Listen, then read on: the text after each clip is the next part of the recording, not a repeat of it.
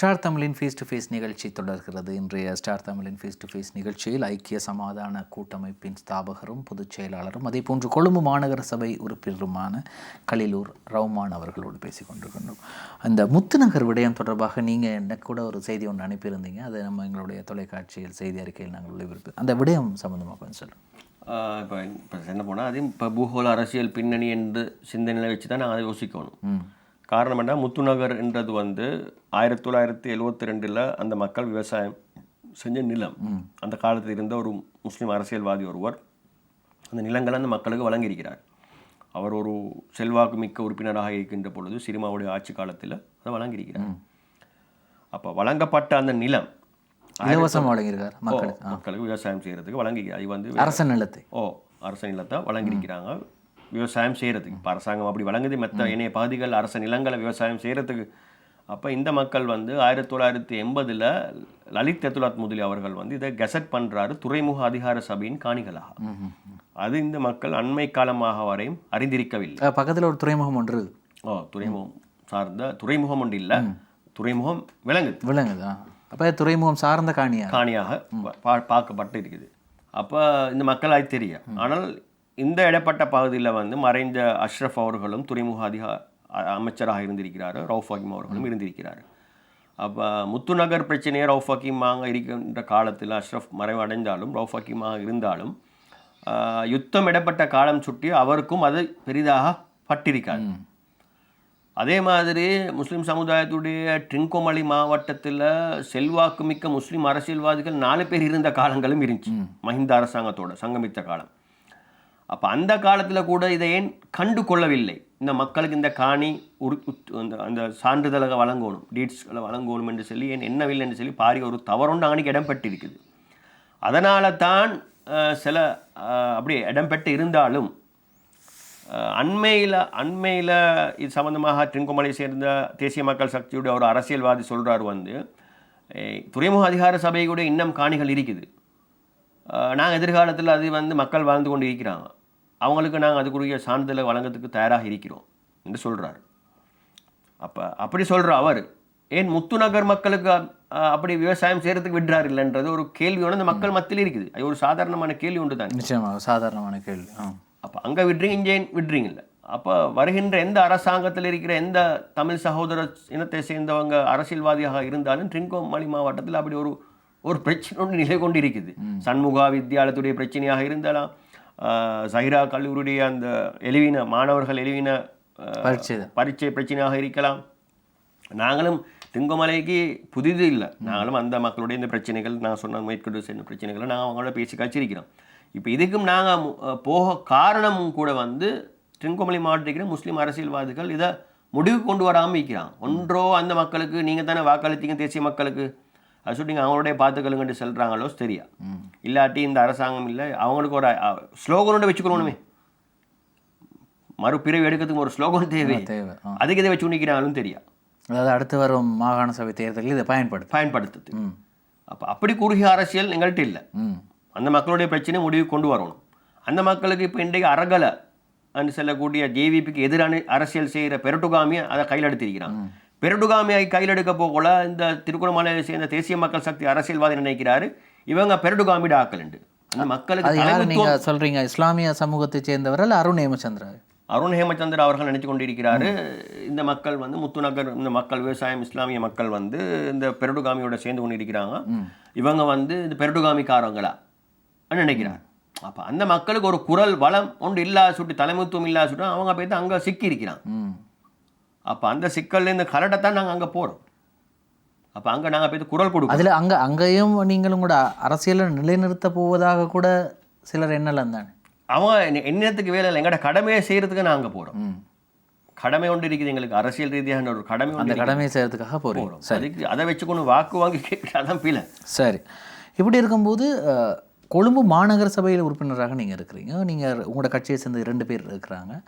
அப்போ 2 உறுப்பினர்கள், அங்கே ஒரு தீர்மானம் ஒன்று வந்தால் நீங்கள் அரசுக்கு எதிராக வாக்களிக்கிறீங்க அல்லது ஆளும் தரப்பினர்? நாங்கள் இருக்கின்ற அரசாங்கத்தோட உள்ளூராட்சி சபைகளில் இணைந்து வேலை செய்கிற ஒரு கொள்கை தான் எங்கள்கிட்ட இருக்குது. எதிர்க்க வேண்டிய கட்டத்தில் எதிர்ப்போம், இப்போ இணைந்து செயற்படுறீங்க. இப்போ இணைந்து செயல்படுறோம். அது காலங்காலமாக ஐக்கிய தேசிய கட்சியோடு இணைந்து புகட்டுவ மற்ற ஸ்ரீலங்கா கட்சியெல்லாம் 50 வருஷம் வரலாறுல இணைந்து தான் செயல்பட்டு இருக்குது. யாரும் என்ன செய்யணும், முஸ்லீம் காங்கிரஸாக இருந்தாலும் எந்த கட்சியாக இருந்தாலும், இப்போ அவங்க வேறு அரசியல் செஞ்சாலும் இனி நாங்களும் அந்த அரசியலை தான் செய்கிறோம். அப்போ நீங்கள் அங்கே இணைந்து செயற்படும் போது உங்களுக்கு சில விஷயங்களை அழுத்தங்களை கொடுத்து பெற்றுக்கொள்ள முடியும். அழுத்தங்கள் அதாவது நம்ம மக்களுக்கு, இஸ்லாமிய மக்களுக்கு ஏதாவது ஒரு சேவை செய்யணும். இந்த முறை எங்களுக்கு வந்து இந்த பாகின் அரசியல் ஒன்று வந்துச்சு தானே. கொழும்பு மாநகர சபையில் எதிர்கட்சியில் சஜித்தாங்க அணியாலே ரணில் விக்ரமசிங்க அனுரு ஜனாதிபதி அவங்க மூலமாக நாங்கள் பேச்சுவார்த்தை நடத்தி விஷயங்களை நடந்து போனோம். ஆனால் இப்போ ஆட்சி அமைச்சு முடிஞ்சு இப்போ ஆட்சி ஒன்று பேத்து கொண்டு இருக்குது. இருக்கிற அரசாங்கத்தோடு நாங்கள் வேலை செஞ்சு கொண்டு இருக்கிற அரசாங்கம்ண்டா கொழும்பு மாநகர சபையில் இருக்கிற அதாவது நீங்கள் மாநகர சபையில் இருக்கக்கூடிய தேசிய மக்கள் சக்தி அரசாங்கத்துக்கு ஆதரவாக இருந்தாலும் மத்திய அரசாங்கத்துக்கு எதிராக, மத்திய எதிராக நாங்கள் சொல்ல அவங்களோட நிலைப்பாடு, அவங்களோட சில நிலைப்பாடுகள், சில நகர்வுகளுக்கு நாங்கள் எதிராக இருக்கிறோம்.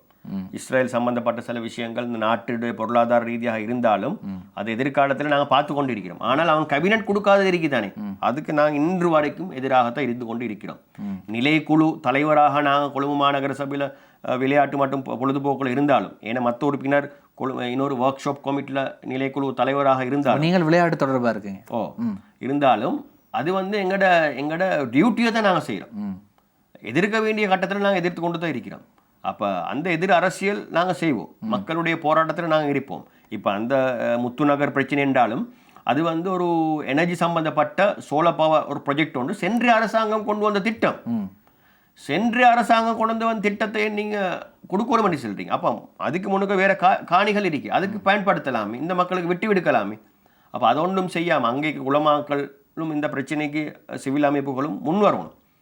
அவங்க முன் வராதனால்தான் நாங்கள் எங்களுக்கு களம் வருது. அன்னைக்கு அவங்க முன் வந்திருந்த இந்த களம் எங்களுக்கு வந்திருக்காது. அந்த மக்களுடைய பிரச்சனையை முடிக்கிறதுக்கு தலைமுத்துவம் இல்லாத ஒரு ஏகத்தில் இருந்து கொண்டிருக்க. இப்போ ஒரு மாதம் கடந்து விட்டது.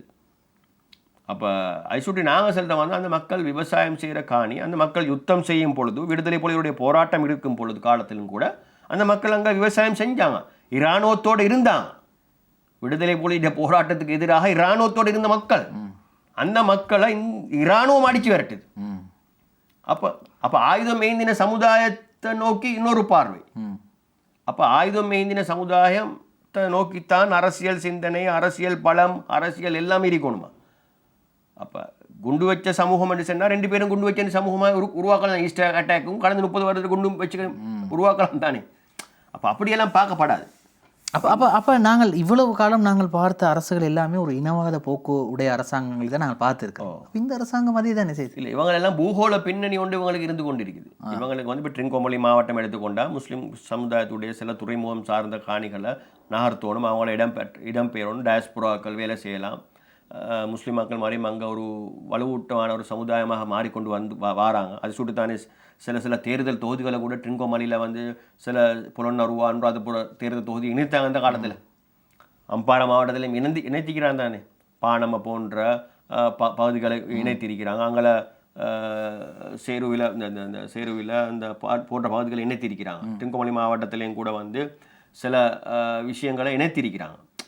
அப்போ அந்த அரசியல் பலத்தை உடைக்கணும்ன்றதுக்காக வேண்டி தானே ஐசுட்டு தான் நாங்கள் சொல்கிறோம். வந்து எதிர்வருகின்ற மாகாண சபை தேர்தலில் ஸ்ரீலங்கா முஸ்லீம் காங்கிரஸாக இருந்தாலும், அகில இலங்கை மக்கள் காங்கிரஸாக இருக்கலாம், தேசிய காங்கிரஸாக இருக்கலாம், ஏனைய முஸ்லீம் கட்சிகளாக இருக்கலாம், எங்கட கட்சியாக இருக்கலாம், நாங்கள் பலம் இல்லாமல் கட்சியாக ஒரு சிறிய கட்சியாக இருக்கலாம், எல்லாம் சேர்ந்து தனித்து போட்டிவிடணும் என்று தான் எல்லாம் சேர்ந்து தனித்து போட்டிவிட்டோம். பிரிந்து தனித்து போட்டிட்டதில் நான் சொல்லுவேன், எல்லாம் சேர்ந்து போட்டிட்டு கொள்ளுங்க. பிறகு நீங்கள் உங்களுடைய நகர்வுகளை நகர்த்து கொள்ளுங்க. ஆனால் எல்லாம் சேர்ந்து போட்டியிடணும். போட்டியிடுவதற்கு எல்லா கட்சிகளின் இருக்கக்கூடிய தலைவர்கள் அது கருத்துக்கள் ஒருமித்ததாக இருக்குமா? கருத்துக்கள் ஒருமித்ததாக இருக்காலாட்டியும் தேர்தலில் கருத்துக்கள் ஒருமித்ததாக இருக்கணும். நீங்க வலியுறுத்துறீங்க, நான் வலியுறுத்துறேன். அப்ப நீங்கள் ஏன் அதுக்கு ஒரு மத்தியஸ்தமா இறங்கி எல்லாரையும் ஒன்று சேர்க்க மத்தியஸ்தமாக இருக்கிறதுக்கு நாங்கள் தயார். அதுக்குரிய பேச்சுவார்த்தைகளை நடத்துவதற்கு தயாராக இருக்கிறோம். அதுக்குரிய மாகாண சபையுடைய அந்த காலம் வரவில்லைன்னு எங்களுக்கு நம்ப முடியாது. அப்படி ஒரு நடத்துவாங்களான்னு இந்த அரசாங்கம் நடத்த போடுறாங்கன்னு அறிவிச்சிட்டாங்க. விஜய் எடுத்தே சொல்லிட்டாரு, நாங்கள் மாகாண சபை தேர்தல் நடத்த கால எல்லை வரக்குள்ள வந்து அதை நாங்கள் நகர்த்துறதுக்கு தயாராக இருக்கிறோம். ஏன்னா அது கட்டாயமாக தேவை. அப்போதான் இந்த அரசாங்கத்துக்கு முஸ்லீம் சமுதாயத்துடைய அரசியல் பலத்தை, முஸ்லீம் சமுதாயத்துடைய கேபினட் பலத்தை காட்ட முடியும். ஏன்னா இது ஒரு இன ரீதியான ஒரு விஷயம் இல்லை. நாங்கள் பேசுகிறோம் இன வேறுபாடான கருத்து இல்லை நான் பேசுகிறது. இது வந்து ஒரு சமுதாயத்துடைய பலத்தை பற்றி பேசுகிறோம். அதை வச்சுத்தான் எங்களுடைய நகர்த்தல்கள், எங்களோட உரிமைகளை, எங்களோட சலுகைகளுக்கு விட எங்களுடைய உரிமைகளை பெறலாம் என்ற நம்பிக்கையில் தான். அதாவது இப்படி ஒருமித்த கட்சியை எல்லா முஸ்லீம் கட்சிகளின் தலைவர்களையும் சேர்த்து நீங்கள் என்ன செய்ய போகிறீங்க அப்படின்னு சொன்னால் ஒரு அலையன்ஸ் ஆகி அரசாங்கத்துக்கு அழுத்தம் கொடுக்க போறீங்களா? கேபினெட் அமைச்சர் இல்லை, எங்களுக்கு இவ்வளோ ஸ்ட்ராங் நாங்கள் இருக்கிறோம், இவ்வளோ ஒரு சக்தி வாய்ந்தவங்களா இருக்கிறோம் நாங்கள் காட்டுங்க. ஆனால் அரசாங்கம் எடுக்க முடிவுகளை தலையிட இயலாது. தலையிட தேவையில்லை. அரசாங்கத்துக்கு ஒரு எங்களை திரும்ப பார்க்கறதுக்கு ஒரு வழி ஒன்று இதெல்லாம் எங்களுக்கு அமைச்சு கொள்ளலும் எங்கள் நம்பிக்கை கொண்டிருக்கு. அரசாங்கம் எங்களை திரும்பி பார்க்கணும், அந்த இடத்துக்கு கொண்டு வர. இப்படி அங்கே மலையகத்தில் என்னத்தான் பேசினாலும் அந்த சிறிய எங்களுடைய வயதுக்கும் குறைஞ்ச சிறிய வயதில் இருக்கிற தொண்டமானுடைய ஜீவன் தொண்டமான் உடைய தொங்கோட்ட அரசாங்கம் தான் சபைகள் தான் உருவாக்கப்பட்டது. இனி அதே மாதிரி ஒரு நிலைமை ஒன்று எங்களுக்கு கிழக்கு மாகாணத்தில் உருவாக்கலாம். தேசிய மக்கள் சக்திக்கு வந்து இந்த நாட்டில் முஸ்லீம் அரசியல் அடையாளம் ஒன்று இருக்குது. நீங்கள் கேபினட் அடையாளத்தை இல்லாமக்கினது தவறு என்றதை எங்களுக்கு உணர்த்தலாம். அது ஒரு சந்தர்ப்பம். அதே மாதிரி சபா தில்லங்கள் சம்பந்தமாகவும் எங்களுக்கு நடவடிக்கை எடுக்கலாம். நிறைய விடயங்கள் பேசிட்டோம். இறுதியாக இந்த நிகழ்ச்சியை பார்த்து கொண்டிருக்கக்கூடிய மக்களுக்கு அந்த கேமராவை பார்த்து நீங்கள் சொல்லலாம், என்ன சொல்ல விரும்புகிறீங்க? நான் சொல்கிறேன் வந்து அரசியல் ரீதியாக இந்த சமுதாயம், சிங்கள சமுதாயமாக இருந்தாலும், தமிழ் சகோதர சமுதாயமாக இருந்தாலும், முஸ்லீம் சகோதரோட சமுதாயமாக இருந்தாலும், நீங்கள் அரசியல் ரீதியாக நீங்களும் வந்து சிந்தனை ரீதியாக எழும்பணும். காரணம் என்னடா வந்து யாரை கேட்டாலும் வந்து அரசியலுக்கு நீங்கள் நுழைய விரும்புவீங்கன்னு கேட்டால் எந்த மாணவரை எடுத்தாலும் நாங்கள் அரசியலுக்கு புதிய தயாரில்லைன்றீங்க. இந்த மாணவ சமுதாயம் வந்து வைத்தியர்களாக, இன்ஜினியர்களாக, மற்ற ஏனைய துறை சார்ந்த ஒரு ஆசிரியர்களாக நீங்கள் என்ன என்றீங்களோ அதே மாதிரி நீங்கள் அரசியல்வாதிகளாகவும் என்ன வேணும் அந்த எண்ணம் இருந்தால் தான் நீங்கள் எந்த கட்சியில் அரசியல் செஞ்சாலும் அந்த எல்லா கட்சிகள்லையும் வந்து ஒரு படித்த ஒரு சமுதாயம், ஒரு தலைமைத்துவத்தை இந்த நாட்டில் உருவாக்கிடும். அப்படி உருவாக்கினா எந்த அரசாங்கம் வந்தாலும், கட்சி அரசியல் செஞ்சாலும், எதிர்கட்சி அரசியல் செஞ்சாலும் இந்த நாட்டை முன்னேற்றகரமாக எடுக்க மேலும் இந்த நாட்டை ஒரு சமாதான மிக்கமான ஒரு நாட்டாக பரிணமித்து இந்த நாட்டுடைய சுற்றுலாத்துறையை வந்து பூகோள அரசியல் பின்னணியை பிணங்கி இல்லாமல் இந்த நாட்டை தனியாக இயங்க வைக்கிறதுக்கு இந்த நாட்டுடைய இளைஞர் சமுதாயம் முன் வர வேண்டும். இந்த இளைஞர் சமுதாயம் முன் வந்தால் தான், இல்லாட்டி இந்த ஜென்சி என்று சொல்லக்கூடிய இந்த நேபாளில், இந்த மெடகஸ்கரில் நடக்கிற போராட்டம் மாதிரி இந்த இளைஞர் சமுதாயம் தங்களுடைய போராட்டம் ஒரு வீதி போராட்டக்காரர்களாக இளைஞர் சமுதாயம் எதிர்காலத்தில் வளரக்கூடாது.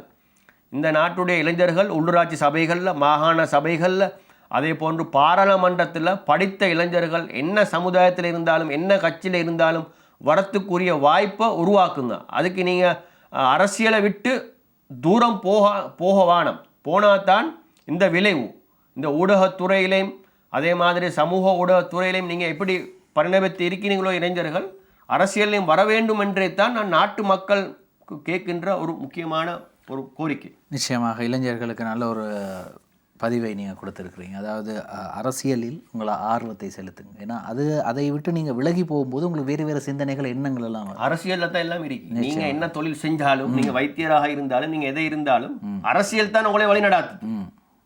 அரசியலை வழிநடாத்துற இடத்துக்கு நீங்கள் வரணும், உட்காரும். நிச்சயம், அதுதான் எங்களுடைய கோரிக்கை. எனவே இன்றைய ஃபேஸ் டு ஃபேஸ் நிகழ்ச்சியில் கலந்து கொண்ட திரு கலிலுர் ரஹ்மான் அவர்களுக்கு எங்களுடைய நன்றிகளை தெரிவித்துக் கொள்கின்றோம். வருகை தந்தமைக்கு மிக்க நன்றி. அதே மாதிரி இந்த சந்தர்ப்பத்தை இந்த ஸ்டார் தமிழ் தொலைக்காட்சிக்கும் என்னுடைய வணக்கத்தை தெரிவித்துக் கொள்கிறேன், நன்றிகளை தெரிவித்துக் கொள்கிறேன். ஸ்டார் தமிழின் ஃபேஸ் டு ஃபேஸ் நிகழ்ச்சி இத்துடன் நிறைவு பெறுகிறது. மற்றும் ஒரு ஃபேஸ் டு ஃபேஸ் நிகழ்ச்சியில் உங்கள் அனைவரையும் சந்திக்கும் வரை விடைபெறுகின்றோம். நன்றி, வணக்கம்.